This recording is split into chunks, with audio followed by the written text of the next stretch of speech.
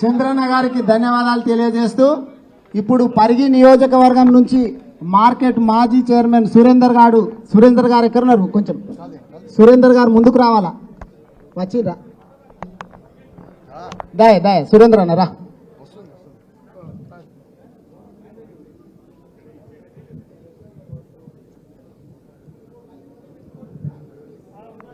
వేదిక మీద ఉన్నటువంటి పెద్దలందరికీ నమస్కారాలు.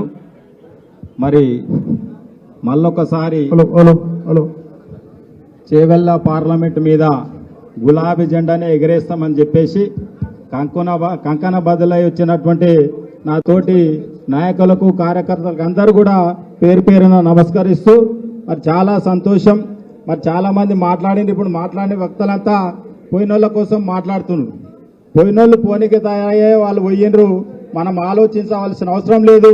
ఈరోజు కేసీఆర్ గారు అదేవిధంగా కేటీఆర్ గారు ఒక మంచి నాయకుడిని మనకి ఈరోజు అభ్యర్థిగా చేవెళ్ళ పార్లమెంట్ లో నిలబెట్టిండ్రు. మరి బీసీ అభ్యర్థిగా మరి కాసాని జ్ఞానేశ్వర్ జిల్లా పరిషత్ చైర్మన్ గా వారు అనేక సేవలు అందించి ఈరోజు మనకు క్యాండిడేట్ గా వచ్చిందంటే అది మన అదృష్టం. మరి మీకు ఒకటి నేను తెలియజేస్తున్నా, మా ఎస్సీ ఎస్టీ బీసీ మైనార్టీ మిత్రులందరూ ఆలోచన చేయాలి. చెట్ల కింద నిలబడితే మనం అందరం చెవులు కొరుకుంటాం.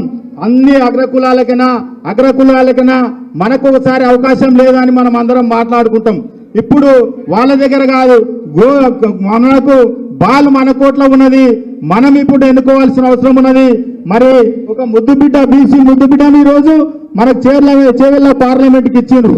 మనం అందరం కూడా ఏదైతే అనుకుంటున్నామో వాళ్ళ మీద పగబట్టి మరి ఇద్దరు అక్కడ బీజేపీ నుండి కాంగ్రెస్ నుండి అగ్రకులాలకు చెందినటువంటి వ్యక్తులు ఇవాళ మరి పోటీలో ఉన్నారు. మన బీసీ ముద్దుబిడ్డను మనం అందరం కూడా మరి గుండె కత్తుకొని గులాబీ జెండా ఎగరేసే విధంగా ఓట్లేసి గెలిపించవలసిన అవసరం ఉన్నది.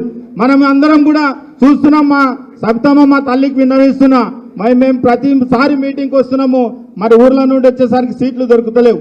ఈసారి భవన్లో కాకుండా ఒక మంచి ఆడిటోరియం కానీ లేకుంటే ఫంక్షన్ హాల్ తీసుకొని మరి తర్వాత మీటింగ్ పెట్టాలి. మరి వేదిక మీద ఉన్న మరి చాలా చూస్తున్నాం, వేదిక మీద ఉన్న వాళ్ళు మళ్ళా పలసలవుతున్నారు, కింద ఉన్న వాళ్ళం ఇంకా ఎక్కువ అవుతున్నాం.